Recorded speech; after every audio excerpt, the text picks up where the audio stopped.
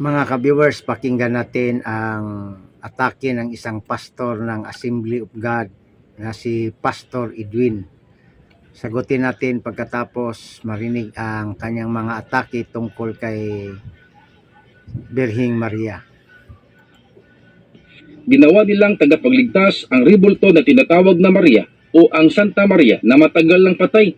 Mga kaibigan, kung pag-aralan po natin ang Biblia o ang aral ng ating Panginoong Diyos na mababasa po sa Biblia na ang kaligtasan ay matagpuan lamang sa pangalan ng ating Panginoong Hesukristo, hindi sa pangalan ni Maria o sa rebulto ni Maria o ni Santa Maria na matagal lang patay. Mababasa po ito mga kaibigan sa Gawa Kapitulo 4 versikulo 12. At may doktrina pa sila na si Santa Maria ay full of grace, puno ng grasya. Ang titulong ito na puno ng grasya ay hindi ibinigay ng Diyos sa kahit sinong tao, sapagkat ang may titulo na puno ng grasya o full of grace ay ang ating Panginoong Hesukristo lamang. Mababasa po ito sa Juan Kapitulo 1, versikulo 14. Sa makatuwid mga kaibigan, ang doktrina na si Maria po ay ginawang tagapagligtas at puno ng grasya ay doktrina lamang ng simbahang Romano Katoliko. Hindi po ito doktrina ng Diyos. Okay, sagutin natin mga kababayan. Pastor, wala pong argumento na si Kristo po ang tagapagligtas ayon sa sitas na binigay mo. Wala hong tutol ang Katoliko. Ang tutol diyan ang kasinungalingan na sinasabi mo, na sinabi mo na ginawang Diyos ang rebulto ni Maria. Kahit sa ang doktrina ng Katoliko, opisyal na doktrina, hindi ka makakita na ganyang turo na ang rebulto ni Maria ay ginawang Diyos. Yan ang kasinungalingan mo sa pagbibigay ng paliwanag tungkol sa doktrina ng Katoliko, sapagkat ikaw ay against the Catholic Church, kaya puro paninira lamang ang iyong sinasabi.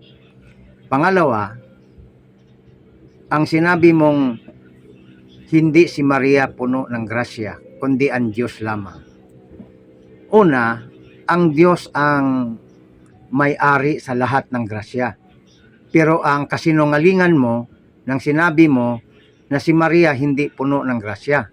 Hindi mo ba nababasa ang Luke chapter 1 verse 28 na sinabi ng Anghel Gabriel, "Aba, Ginoong Maria, na puno ka ng grasya"?